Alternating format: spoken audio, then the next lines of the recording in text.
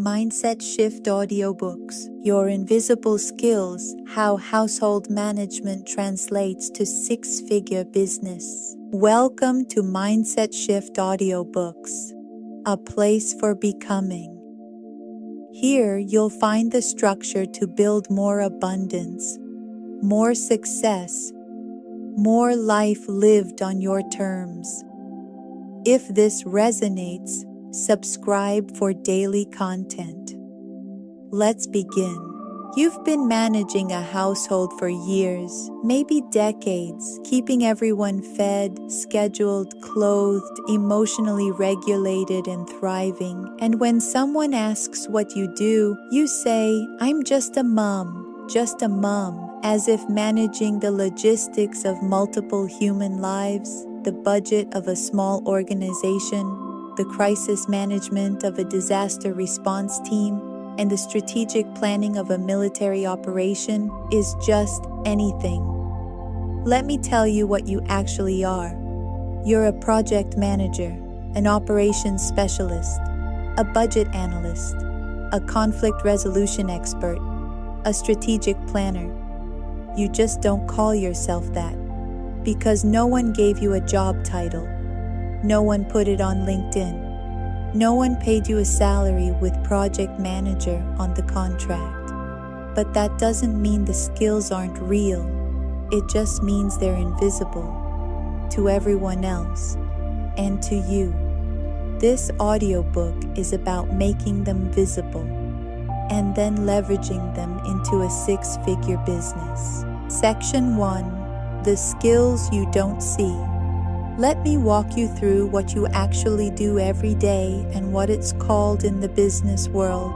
Meal planning for a family of 4, menu planning, strategic planning, shopping within budget, financial management, timing multiple dishes, project coordination, dietary restrictions, preferences, stakeholder management, food waste minimization, resource optimization, business equivalent, operations manager, salary, $35,000, $50,000, managing kids' schedules, school, activities, appointments, social events, calendar management, coordinating pickups, dropouts, logistics coordination, managing conflicts, 2 things at once, priority management, planning ahead for holidays or term breaks, long-term planning, emergency pivots when plans change, agile methodology, business equivalent, executive assistant, chief of staff salary,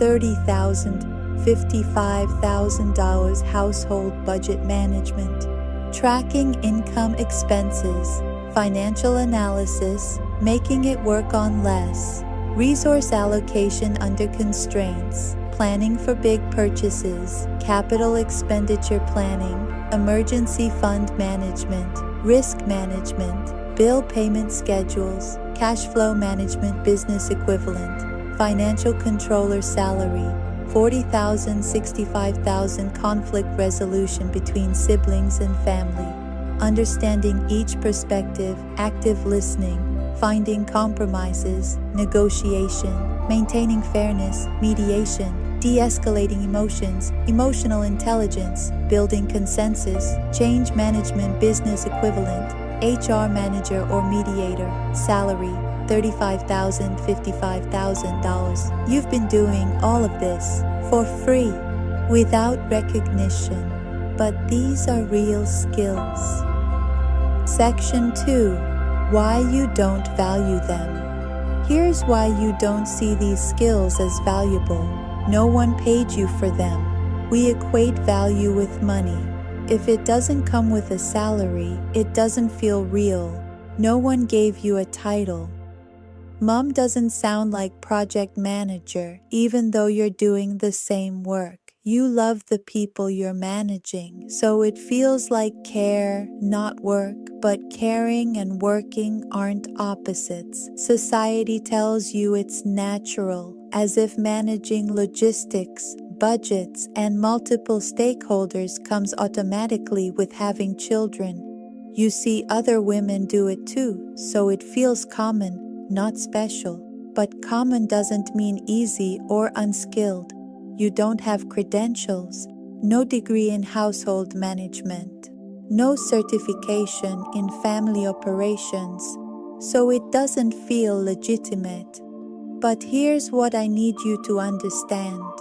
Businesses pay tens of thousands of pounds for people who can do what you do.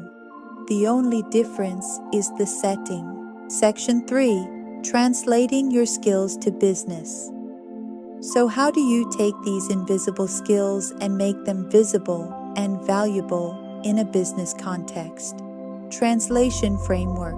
Your household skill, business application, meal planning, strategic planning, business planning. You know how to plan ahead, anticipate needs, work within constraints, and execute consistently. That's business strategy, managing multiple schedules, project management, client delivery.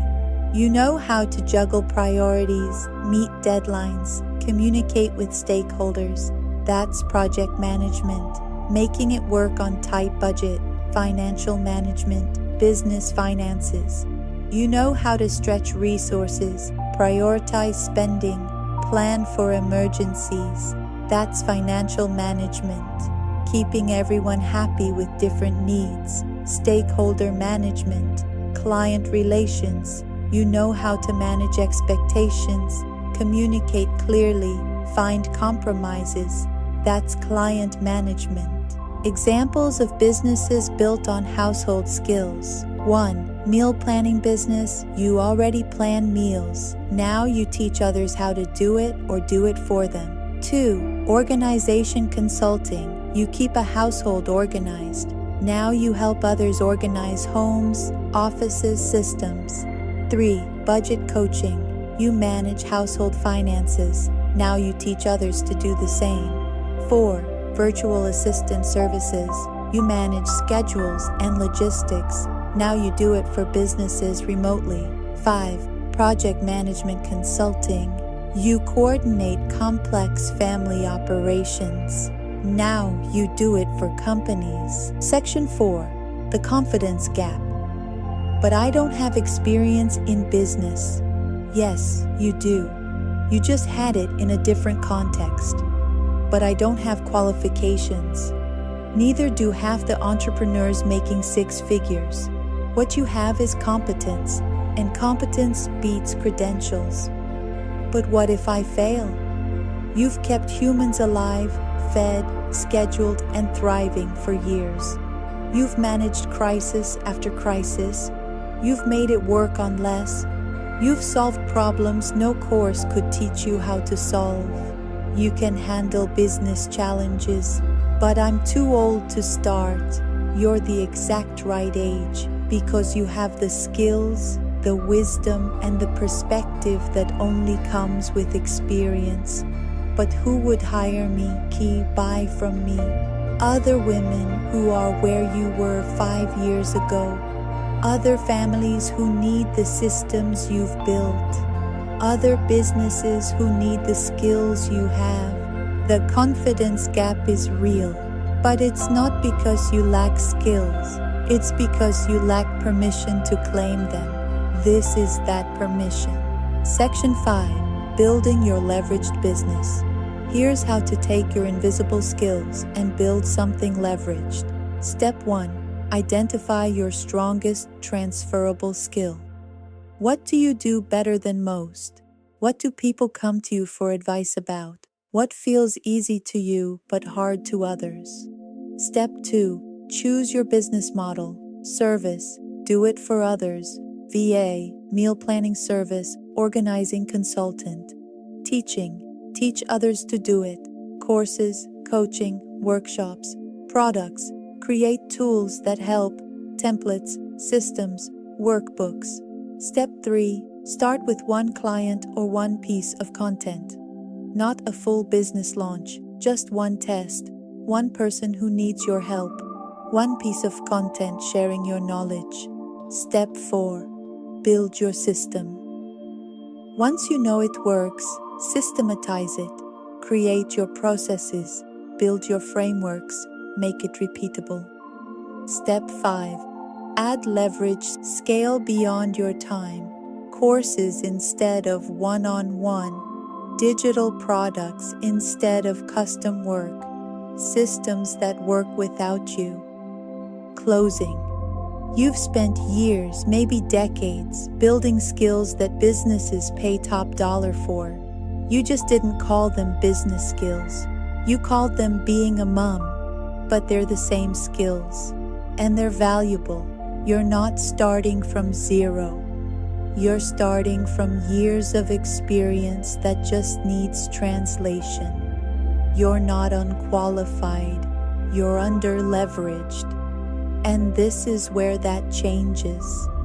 Thank you for listening, and if this resonated, subscribe for more audiobooks on money, identity, and building a life that belongs to you. Please like and subscribe. I'll see you in the next one.